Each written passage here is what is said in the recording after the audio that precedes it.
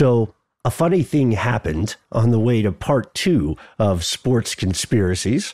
You may be able to tell that I was coming around to some of Brian Tuohy's ideas here. He makes some really good points. To this day, I don't believe I am fully persuaded all the way to 100% agree with all of Brian's beliefs, but he makes some incredibly compelling cases for at least several aspects of conspiracy in the world of sports. Oh yeah, he certainly does.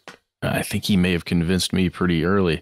I want to make a quick shout out to another podcast. If you finish listening to this episode and you want to learn more about this stuff, head on over to the Tenderfoot TV show Whistleblower. It's all about the NBA and the same kind of stuff that Brian Tuohy's talking about, just a very specific instance of it. Yes, that is a spot on shout out there. It's a great series.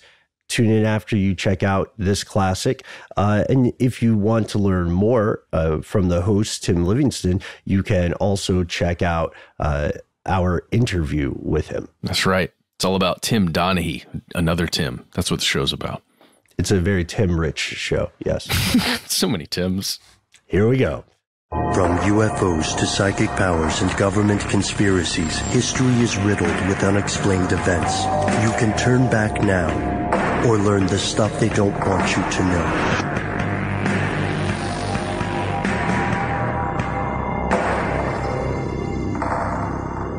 Hello, welcome back to the show. My name is Matt Beat the Spread Frederick. And my name is Noel Boogie Down Brown. My name is Ben. In lieu of a nickname, I picked up some veggie straws that are Bolin. cheddar flavored. Bolin. And you are you. We hope that you also have a cool gambling or mafioso type nickname to attach yourself. I'm always a fan of calling somebody Two Hands. Mm-hmm. Matt Two Hands Frederick. I got them both. That just sounds so sketchy. Matty Six Hats. Whoa, at Yeah. the same time? A number and a thing. Matty Fresh Finger. Ooh. I mean, I'm very hygienic, so What okay. does that mean? Well, while we ponder that, let's go ahead and catch you up to speed. If you missed our previous episode, then stop what you're doing and go back and listen to that first, because this is part 2 of a 2-part series. In our previous episode, we begin an interview with an expert on corruption and conspiracy within the world of sports, a gentleman named Brian Tuohy. And he's written several books. We were fortunate enough to get some time with him, and it was just too big for one episode. So now we are returning. And where we last left off, can we get like a previously on Lost thing, but with stuff they don't want you to know? Previously on stuff they don't want you to know. Perfect. Previously we were exploring the relationship between organized crime and organized sports. And that's the reason we're talking, I think the weirdest thing we learned is that, due to the mob fixing boxing matches, ultimately America became hooked on cable television. Yeah. Because you had to see it. You had to see it in that moment. It was extremely important that it was live. So I don't know, guys. Let's dispense with the preamble and get right into the good stuff.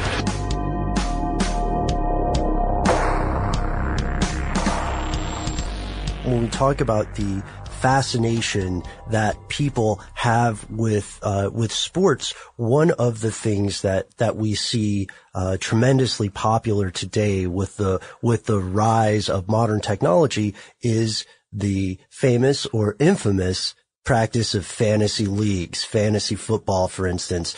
So how are these fantasy league services like DraftKings or FanDuel altering the sports gambling market? Well, according to them, they're not gambling, first of all. So they're not affecting the gambling market at all because they have to live and breathe on that, in my opinion, lie that they're not gambling. Yeah, right. And they've actually been kind of busted for that now. Now there's this whole upheaval really in that daily fantasy industry, because a lot of states, because their ads are so ubiquitous and so in your face for so long early in last year's football season, states finally woke up and said, well, what is this? Is this gambling? Who's doing this? How much money is being made? And now that they looked into it, they said, holy cow, we kind of missed the boat on this stuff. It has changed the way people consume their sports. And really, sports is what's keeping television, I think, alive. Oh, absolutely. Because it's the only thing that needs to be consumed live. Everything else you can DVR and watch it later, but sports, if you don't watch it live, you're going to find out sooner or later before you get to come home and watch it, unrecorded. And by then, it's too late anyway. The excitement's gone out of it. But daily fantasy sports has really fed into this notion that not only will people watch the games, but they're going to be watching it in a new way because they're going to have a financial stake in these games. And that's why I think sports gambling is so popular, and why like the NFL's ratings are so high is because people are watching because they have money of their own on the line in the outcome of the game, not only on the players, but on the teams and on the final score and whatever else you can bet on within these events. And without that gambling end, and it's funny because the leagues know this, but they won't admit it, but without that gambling end, their ratings and their interest level would just plummet. It really starts coming into perspective when you think about all of the different sports being broadcast across so many different channels at any time, about how much money is just getting funneled in and throughout this. So many games. Like I said, I'm not a big sports guy, but it blows my mind. There's always some game on, and everyone that is really into it, they know exactly when their game's on, and like people will fight over the TV in bars because there's games playing at the same exact time, and it's just, And there's a new ESPN spinoff channel like every other week. Yeah. Well, and the crazy thing is how dependent, like you said, these media companies are on these sports to feed their advertising, right? Well, and it's not only that, but you have to remember the television networks fund professional sports. ESPN gives the NFL nearly $2 billion a year for Monday Night Football. I mean, they spend $110 million on every Monday Night Football production just for the rights to that game. That's before they pay any broadcaster, cameraman, anything. They're paying $110 million, basically, big budget Hollywood movie every week just to broadcast the National Football League. And you can go through them all. I mean, CBS funds the NFL, NBC funds the NFL, Fox Sports funds the NFL, and without that $6 billion a year the NFL gets from television, the NFL would be in trouble if it didn't have it. And that goes the same with Major League Baseball, the NBA, and all the other leagues. They are really, in many ways, funded by television. And I think that's why this idea of the league fixing their own game isn't absurd, because they need that television money to survive. Television needs the advertising revenue to basically pay the leagues to afford to be able to broadcast those games. And so everybody can make a profit off it as long as the games are entertaining and exciting. And the leagues have the very real ability to manipulate the games while they're going on to keep them entertaining and exciting throughout the course of the game. So you're watching to the 2-minute warning or to the final buzzer or into the 9th inning, because they perhaps can manipulate these things to make sure that those exciting events take place. Really quickly, I want to learn about the benefits of owning a big league team, any team. Like, let's say I'm just a guy that has a couple $100 million. I want to own a team. Why would I want to do that? It's a good question. First of all, they would have to let you in. You can't just buy a team because you want to. The other owners have to allow you into their little club. Okay. So just because you have the money doesn't mean you're going to be welcomed in with open arms. They have to accept you. But, it's interesting because some owners actually, I believe, own teams almost as tax write-offs. And they don't care if the team wins or loses. They use them as like a calling card to say, hey, I own this team. Why don't you guys come up to my private box and we'll do some business while the game's going on. And I think especially long-time owners, like the guys who own the Bears, the McCaskey family, the Maras who own the Giants, the Rooneys who own the Steelers in the NFL, they've owned the teams really since the inception of the league, and that's all they have. And so it's their lifeblood, these teams and these leagues.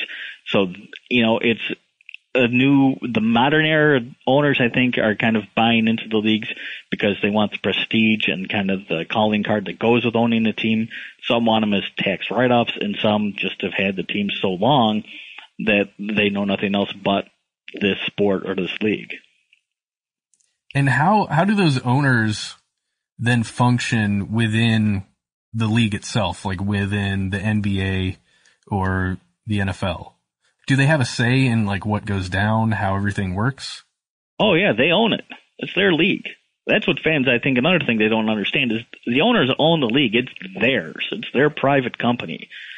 And they can do with it what they want. It doesn't matter what other people say. Those people own it. I mean, and that's one of the proven conspiracies in sports, again, that shows what these owners can do. Back in the 1980s, Major League Baseball owners they felt losing money on their league. And so they got together, I forget how many teams there were in the league at the time, but the 30 owners of the Major League Baseball and the commissioner all sat down in a room together and decided, we're not going to pay for anybody else's free agents this year. We're going to all save money. We're going to cut salary costs. We're going to save money. Nobody signed anybody else's free agents. And to a man, the Major League Baseball owners stuck to that. It didn't matter if you owned the Yankees, you owned the Cubs, you owned the Royals, you owned the Angels. To a man, they said, we're not going to pay for anybody else's free agents, and that's exactly what they did. And there were Hall of Fame guys, future Hall of Famers that became free agents that year and the following year and the year after that, and Major League Baseball still stuck to its guns. It's called collusion. It's really a conspiracy. Guys sitting in a room deciding this is what we're going to do. Didn't matter if it affected wins, didn't matter if it affected losses, who won the World Series, who made the playoffs. They were there to save money and make money, and they did it to such an extreme extent that Major League Baseball Players Association sued them and won about $300 million from them because they made it so blatantly obvious. But the fact is, the owners got together in a room, made a decision, and stuck to it. And they have that sort of power and ability. Now, Brian, one of the interesting points that you raise in some of your work is something that will surprise a lot of our listeners, I believe, which is you say that the big four leagues enjoy antitrust exemptions. Is that correct? Well, Major League Baseball mainly does, and they have for a long time, basically back to I forget what it was, it's like the 1920s, if not before then. Congress, for some reason, gave them an antitrust exemption, and although it's been challenged a couple times, they've never lost it. So they are legally allowed to be a monopoly, and one of the few, because in many ways they weren't deemed to be interstate commerce for some reason, which nobody can really fully explain today, but that's the fact of the matter is Major League Baseball wasn't deemed to be interstate commerce, so therefore they weren't really, basically a monopoly for whatever reason, and so they were given this antitrust exemption. And, the NFL and the NBA and the other leagues as well has kind of been awarded that too, to a certain extent, in order to negotiate the television contracts that they have. So, I mean, they're all kind of almost legally allowed to be monopolies, and that allows them in many ways to operate in the way they do, and also gives them a lot of authority. And in many ways, Congress has always been, and even local governments have been very friendly with sports teams and leagues, and that's why you see so many, cities bending over backwards to build these billionaire owners new stadiums when really tax money shouldn't be going to funding the new stadium, because the city's not getting really a lot of benefit of it. It's the billionaire owner who is, so why isn't he forking over the money to build himself a new stadium? We've got that twofold here in Atlanta where literally the former football stadium is right next to where they're building the bigger, badder, newer football stadium, and they're just going to tear the old one down, and there's nothing wrong with it at all. Mm-hmm. No, and we have that too. I mean, we have the same thing here in Milwaukee. I mean, the baseball stadium, yes, was dated, but they built the new one, Miller Park, right next to Old County Stadium, like in the parking lot. Wow. And now we got the same thing with the Milwaukee Bucks. They have a pretty decent arena, the Bradley Center, but yet that's not good enough for the new owner, so they demanded a new stadium, and for whatever reason, the people in Milwaukee said, sure, okay, we'll build you one, despite the fact you guys have more than enough money to build your own. And so they're going to build it pretty much next door to the old one, too. And that happens everywhere. I mean, the Houston Astrodome is still standing. It actually is going to cost more money to deconstruct it than it is to leave it standing where it is right now. But yet, there it sits, and there's a new stadium pretty much right next door for the Astros. Yeah, that's one of the things I've been learning as I've been following the Atlanta Braves move to Cobb County here. And it's crazy to see how much money from cities, from counties end up going in from taxpayers, really, to pay for all these new stadiums. And the stadiums in your book, you mentioned stats where the stadiums, doesn't matter how new they are, it doesn't seem to affect how the games are actually played and whether you win or lose. Well, and the funny thing is it doesn't really affect the city that they're played in. And I mean, there's people way smarter than me, sports economists and such, who have done studies of, what happens when a team leaves a city or what happens when a team arrives in a new city. And it doesn't really affect the economy of the city at all. It doesn't really affect the economy of the local businesses right near the new stadium or the old stadium at all. It just seems, entertainment money gets spent on football or baseball, or it gets spent on, the opera or movies or some other form of entertainment if a team leaves. I mean, it doesn't really help a city to have a major league team, yet that's always the pitch. You have to be a major league city to be respected, I guess, in this country, and therefore you have to have some sort of major league team. I mean, one of the best things I ever saw was on HBO Sports, Real Sports, and there's this whole controversy over the Marlins Stadium in Miami. And the guy for HBO Sports was talking to one of the bigwigs for the Marlins, and he said, well, who gets the money for ticket sales? And he's like, well, the Marlins do. And he asks, well, then, who gets the money for the parking? Well, the Marlins do. Who gets, money for when there's another event held in the Marlins Stadium? Well, the Marlins do. And basically everything, all the money went to the Marlins. And at the end, the interviewer for HBO Sports said, well, what do the people in Miami get? And he said, well, they get Marlins baseball. That equated to all that money. But, you get the honor of having the Miami Marlins play here. Wow, great, thanks. Despite the fact that you built the city out of about $300 million. Great, thanks. Jeez. Now, this is a good spot for us to explore something else, like the other side of this. Earlier, when we had asked, why isn't this reported more often, then we learned that there is a vested interest in the side of mainstream media. And we also learned that maybe when someone puts on their Steelers hat or their Braves hat or something, or a jersey, that they're not thinking as critically as they could. But still, of course, there will always be skeptics. So what do you have to say to the people who would allege that this doesn't happen, or this is somehow exaggerated, and how have the Big Four reacted to allegations of fixing? Well, they don't have to react to the allegations because nobody's making them really besides myself. Oh boy. So, they're kind of in the clear there. I can talk to fans. It's funny. Even my own friends, it took a very long time to convince them that this was perhaps a very real situation within the major leagues, that games were being manipulated and fixed in various ways for various reasons. And, if you're a true believer, it's like trying to tell somebody, Santa Claus doesn't exist, a kid. It's like, well, what do you mean? They almost have to get it in their head that this is a possibility and then start watching games with that kind of mindset and remind them that, hey, look, this is a business. Their business is entertainment. They're trying to entertain you.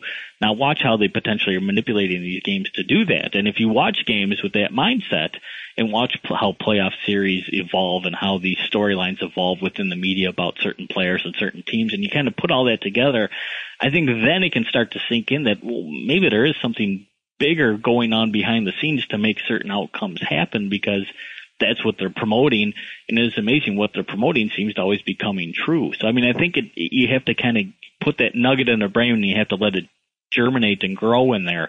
It's not like you could point to a specific example and somebody's going to turn on a dime, because a lot of times I can talk to people and say, oh, think about this game or think about that game, and they'll be like, yeah. And then I mentioned something with the team they like in it, where their team might have fixed a game. Then they're like, whoa, no, right. That, no, and then I lose them. So it has to be something that's not totally personal to them, and then they can kind of go along with it. But once it becomes personal to them, then it's a different story. And we'll pause there just for a moment. It's time for a word from our sponsor.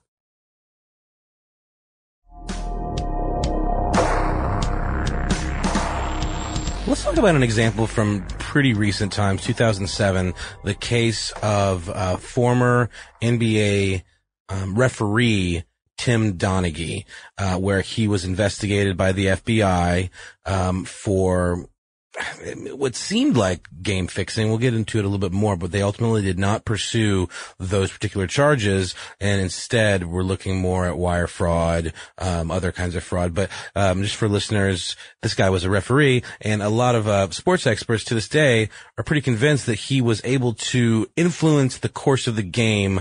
And there was a gentleman you used quotes from in your book that talks about how he called him Elvis, and he said he was the master because he could make calls that seemed legit but ultimately kind of guided the course of the game. And I just want to hear your take on this case and how you think he was able to do that and have it not be just clear as day that he was doing it. Well, Donaghy, he was I think a 13-year veteran of the NBA when all this started taking place, and he was actually, I think, one of the top 3 rated officials in the NBA while he was supposedly involved in this whole betting scheme. And what people think he was doing was basically making more calls, more foul calls, and kind of almost more obscure foul calls than the other officials. And they just assumed he was doing his job better, the league, supposedly, when in fact he was kind of doing this to influence the outcome of games. And the background was that he was betting, like, he was making bets on games that he officiated and winning more often than not, correct? Well, that's where the whole gray area and the whole thing comes up, and why he wasn't investigated for game fixing. As Donaghy claims he wasn't fixing games and he wasn't really betting on the games he officiated in.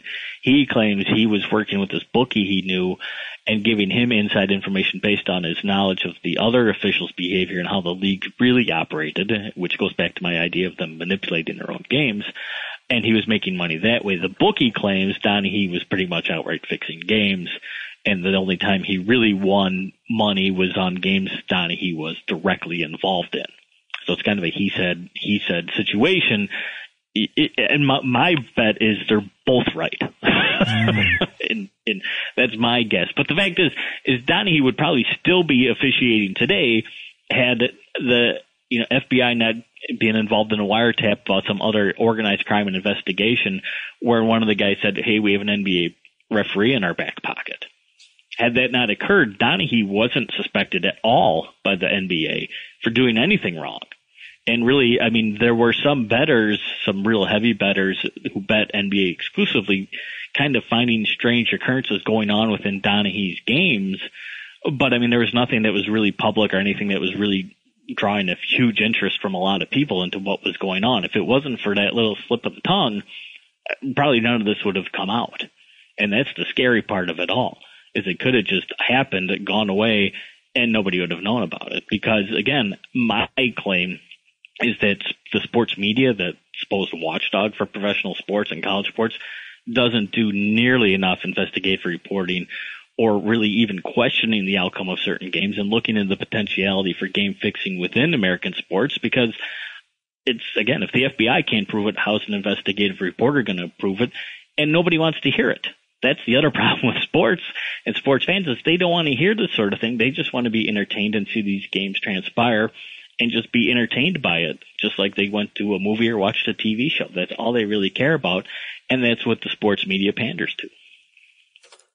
So, speaking of the sports media, we've talked a lot about, slippery cases or murky cases. For our listeners, Brian, our folks are gonna, hang us by our toes if we don't talk about FIFA, which is one of the most recent and, most damning scandals in recent times. What we're talking about specifically is when the U.S. Department of Justice indicted 14 current and former FIFA officials and associates on charges of, and I quote, rampant, systemic, and deep-rooted corruption following a major inquiry by the Federal Bureau of Investigation.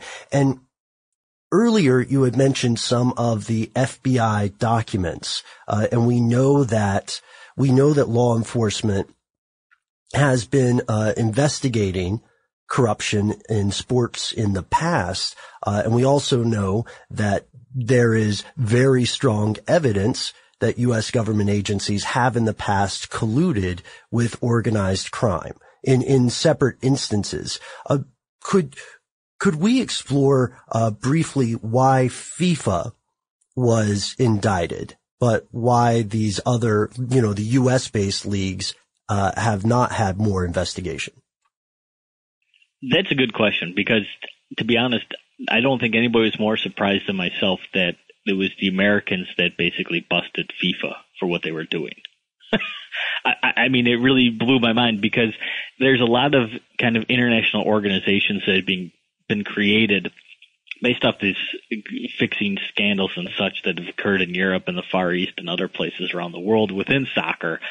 And it doesn't seem like there's really any Americans involved in any of them. It's always kind of a European thing or South American thing. It doesn't seem like America gets involved. And yet when this whole FIFA bribery scandal kind of came out and this corruption scandal came out, I was shocked that it was the FBI and the Department of Justice that was the one that really went after FIFA, because it didn't seem like they were interested in it at any time before the announcement came that they're going after them.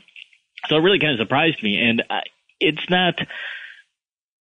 interesting because, FIFA, I really think the main reason the Americans went after FIFA was because we were mad we didn't corrupt them well enough, believe it or not. Because I think what happened was Russia and it was Qatar, however you want to pronounce it, basically bribed FIFA to get the World Cup to come to those countries. And nobody knows why in God's green earth they would want to play a soccer tournament in the middle of the desert in the middle of the summer like they would in Qatar.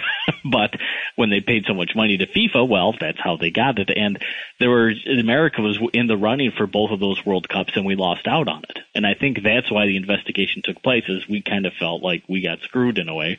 And so we started investigating and looking into it. And the fact is nobody's really surprised that there's corruption with FIFA. We've known there's been corruption within FIFA for a very, very long time. It's really hard to go after it. And I think that's the same reason it's hard to go after the NFL or the NBA or that sort of thing. Is it's really hard to pick this stuff apart and root it out, because, sports and the Sports Bribery Act that involves fixing games and investigating fixing games here in the United States, is that really important compared to all the other things the FBI could be investigating and looking into? I mean, on the grand scale of things, a fixed NFL game doesn't really mean that much to a lot of people. I mean, as opposed to what happened, why the FBI really kind of quit investigating was the war on drugs was initiated, and then terrorism came up and all these other things that kind of took precedence over looking into a fixed college basketball game. And I think that's the same with the FIFA thing, is for the longest time, nobody really cared because there was bigger fish to fry. And then suddenly this became one of the bigger fish. So they decided to finally go after it. Another thing that's been in the news quite a bit lately, in the past as well, just these high-profile doping programs that have been exposed. Like the most recent one was the Russian Olympic team. Why do you think that the general public and sports fans are less willing to believe that sports fixing is taking place when these programs are known to exist and often be systematic and supported by officials, for example, with the Russian Olympic team, and people turning a blind eye?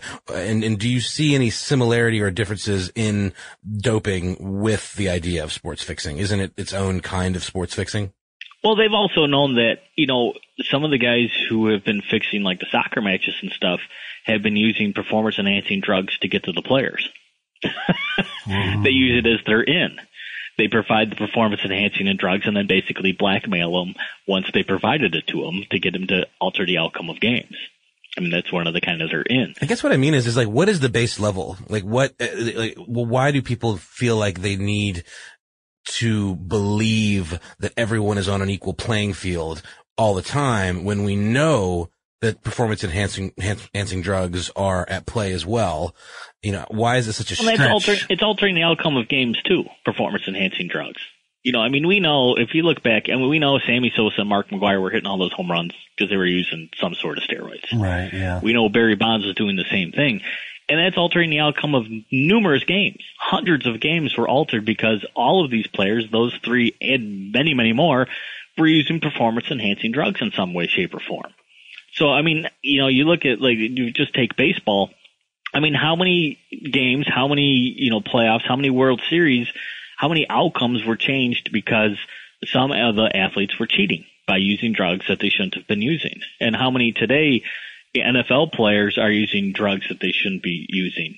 And how many games has that changed the outcome of? I mean, and that's I think kind of getting your question is, I mean, you know, people say, oh, you know, games aren't being fixed, that can't be happening yet. At the same time, well, if these guys are using illegal, by the league standards, illegal performance-enhancing drugs to play better, to be faster, stronger, jump further, score more, you know, runs, score more touchdowns, whatever it is, that's altering the outcome of a game. That's a manipulated, fixed game in some way, shape, or form. I mean, isn't it? I mean, it's not a legit game. It's not clean athletes against clean athletes doing their best to see who wins.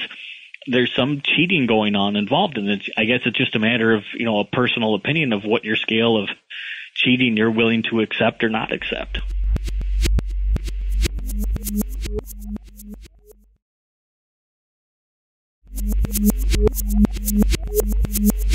So we have a couple of specific examples that we wanted to ask you about. And Matt, you have one with the UFC, right? Oh, yeah. I was just reading Vanderlei Silva, you know, a former Pride champion, fought for the UFC for a time. He was alleging that he has, or he says at least, that he has proof that the UFC fixes fights.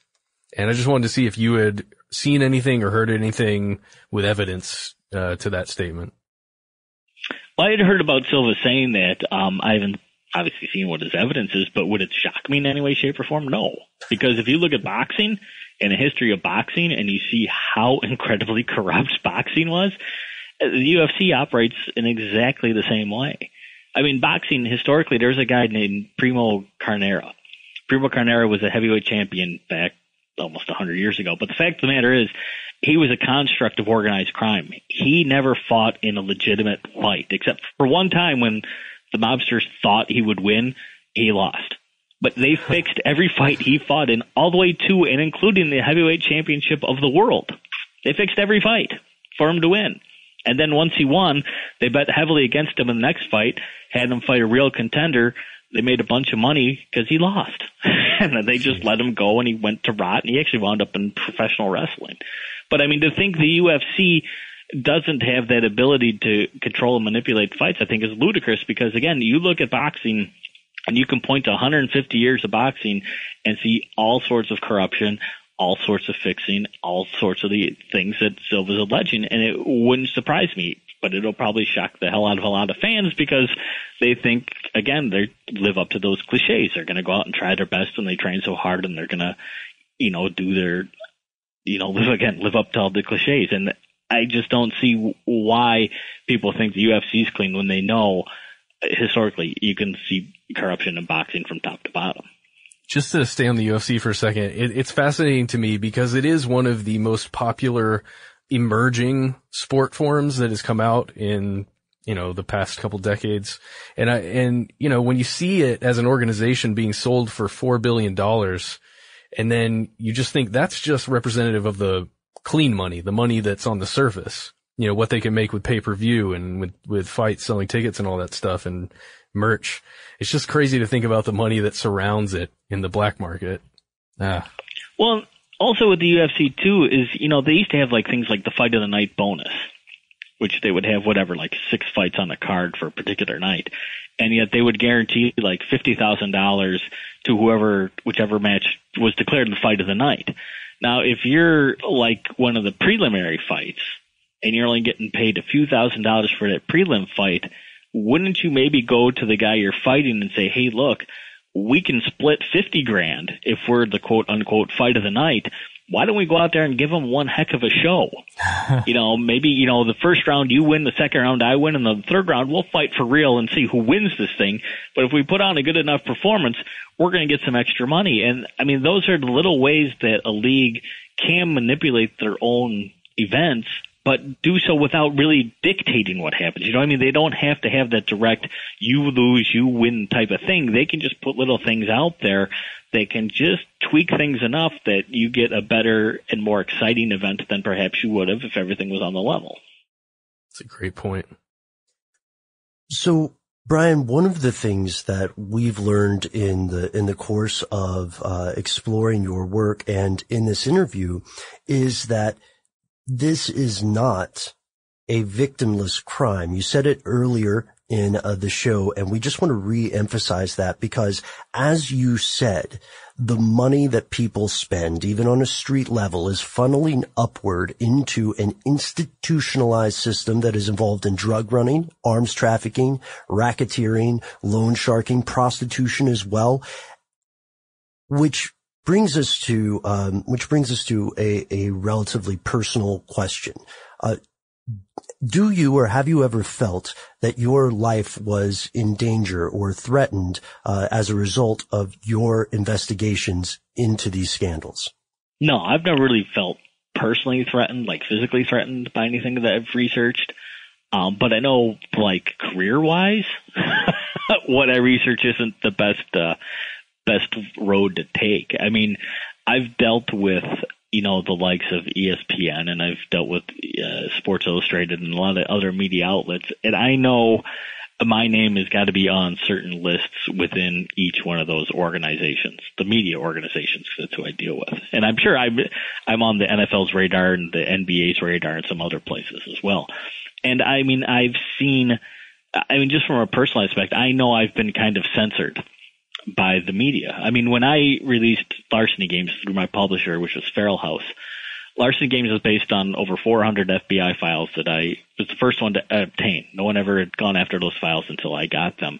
And I wrote this whole book based on those files, which revealed literally Hall of Fame athletes accused by the FBI of either betting on their own sport or even betting on games in which they play, which should be huge news. And when the book was released, ESPN, Yahoo Sports, Sports Illustrated, HBO Sports, 60 Minutes, and a few others all contacted my publisher and wanted a copy of the book to review it. And they all got the book, and not one of them did anything with the book whatsoever. Nobody reviewed it. Nobody said this is the worst book ever written. Nobody followed up on any of the information that I had uncovered. Nobody did anything within the sports media regarding this book except the New York Post.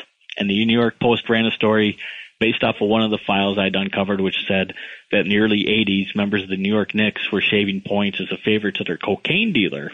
And they made a kind of a back page thing, and that went viral. It was funny because the author who wrote the piece for New York Post sent me a text like at 7:30, said, "Oh, it's online now." And like a half hour later said, "Oh, Sports Illustrated picked up on this little post," and it went viral. And it's amazing because you can look online now. You can go to Google and, search, New York Knicks shaving points cocaine dealer, and you'll see that article or the, link to that article on all sorts of outlets except ESPN. ESPN never touched it because ESPN is the primary broadcast partner of the National Basketball Association. And they just simply wouldn't cover the story. Despite the fact that it's like 30 years old, they still wouldn't cover it because of that association between the league and the network. And I mean, I've felt that pushback in many other aspects of my little writing career here in investigating fixed games because the major sports leagues and the major sports media outlets are really intertwined, and they don't want this sort of information getting out there. Yeah, and just to drop a sidebar in here as we're wrapping this up, we're big fans of your work on Vice Sports, which we thought it was a very good thing to see this message spreading to other places. And we would like for our listeners who are interested in this to come check out your work in some other venues, or we do a section sometimes called Further Reading. Where would you point interested audience members to learn more about this phenomenon? You mean besides my own work? Your own work as well. We have Larceny Games, The Fix is In, and we also have A Season in the Abyss. Is that correct? Yeah, those are the three books I kind of wrote regarding the subject of sports and corruption. Otherwise, they could go to my website, which, like you said earlier, was thefixisin.net. Writing I did before, you can find some of it on the sportsonearth.com. And like you said, Vice Sports has it on their website as well. Another guy who's really, there's a couple things you could check out too if you're interested in older things. This guy by the name of Declan Hill, he's really the prime investigator into match fixing and corruption within soccer. And Declan Hill he wrote a book called, I think it's simply called The Fix. And it involved him really getting involved and getting up close and personal with the guys who are fixing soccer matches. And that's a great work as well on the subject. And the last thing here, Brian, for all of these sports fans listening that are concerned about this stuff and kind of maybe for the first time really realizing how rampant fixing is there anything we can do? Well, I think the only way to influence a sport or a sports league is to not watch. And that's the hardest thing to do if you're a fan. Because I think the only thing that really affects the owners and the leagues themselves is money. And if their ratings drop and they sense that things aren't going their way financially, then they'll change things. Because I think one of the reasons Major League Baseball has somewhat, and I won't say a lot, but somewhat gotten better at like drug testing and their steroids within the game is Barry Bonds. It's because Barry Bonds was such a jackass when he broke Hank Aaron's record and he broke the season-long home run record that fans kind of rebelled against him because they realized that even if the sports media and the hallowed baseball writers of America wouldn't come out and say this guy's using steroids, fans realized this guy ain't on the level. And I think they kind of rebelled against baseball at that time, and that did cause some influence within Major League Baseball to say, oh, you know what, maybe we should try to fix this problem because the fans aren't happy. And if they're not happy, they're not coming to games, they're not watching games, and we're not going to make as much money. So I think the only way to really affect the leagues to get them to change the way you might want them to change is to affect them in their pocketbook. And unfortunately, the only way to do that is to not attend the games and not watch the stuff on television because that's the only thing they know. Man, I can't thank you enough for coming on the show and hanging out with us. Oh, no problem at all. You guys having me.